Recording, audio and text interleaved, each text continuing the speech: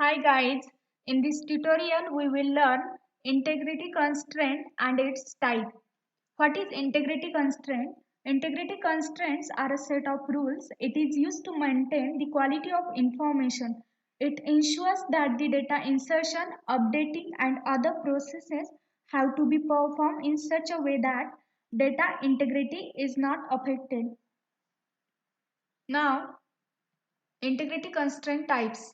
There are four types of integrity constraint. First is the domain constraint. Second is the entity integrity constraint.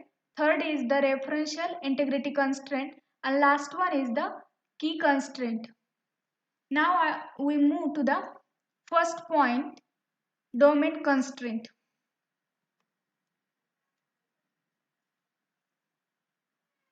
What is domain constraint? Domain constraints can be defined as the definition of a valid set of values for an attribute.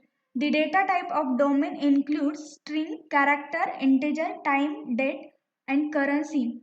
The value of the attribute must be available in the corresponding domain. Here you can see example of domain constraint. In this table, first field is the ID, second name, third is the semester, and last is the age. In this table, I inserted two records.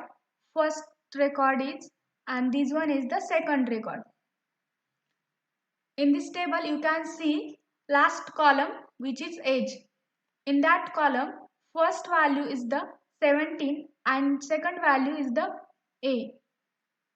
You can see here, A is not allowed because age is an integer attribute. Now, we will see entity integrity constraint. What is entity integrity constraint? Entity integrity constraint states that primary key value cannot be null. This is because the primary key value is used to identify individual rows in a relation, and if the primary key has a null value, then we can't identify those rows. A table can contain a null value other than the primary key field.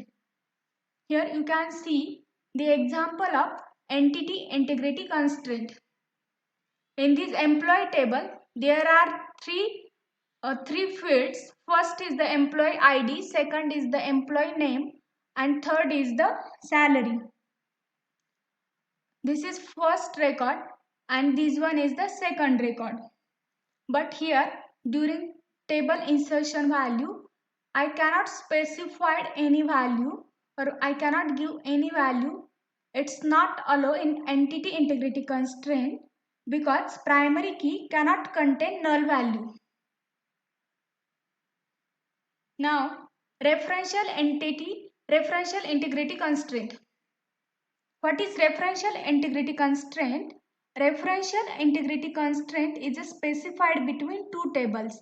In the referential integrity constraint, if a foreign key in table 2 refers to the primary key of table 1, then every value of the foreign key in table 2 must be null or be available in table 1. Here you can see the example of referential integrity constraint. This is table 1, which is nothing but the department, and table 2, which is employee. In first table, department number and department location, these two attributes, and in table 2, employee name, employee number, employee name, age, and department number.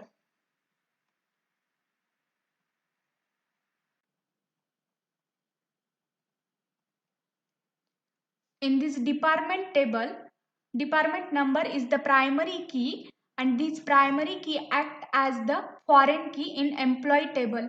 These both tables are related to each other. In this table you can see department number is 11 and second record department number is 12. And in second table department number is 11, 12 and 25.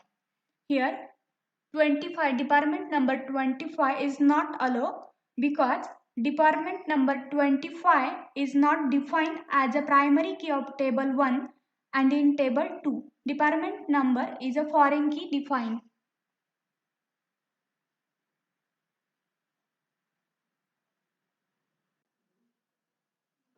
In this second table, for the value of department number, we can take only those value which is available in table 1, that means department table. In this table, 25 is not allowed. Now, key constraint. What is key constraints?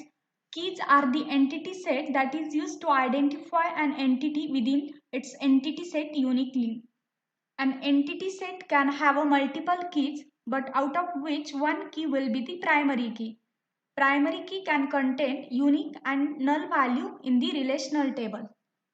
This is the example of key constraint. Okay. In this table, first column is the ID, second field is the name, third field is the semester, and last one is the age. Here I inserted first record and this is the second record. But you can see in this table, primary key is the ID. That's why first record it can accept, but in the second record, ID value of ID 1001, it cannot be allowed because it's a primary key. Primary key is nothing but the a column or set of column that uniquely identifies each row. Here 101 is not allowed because all row must be unique.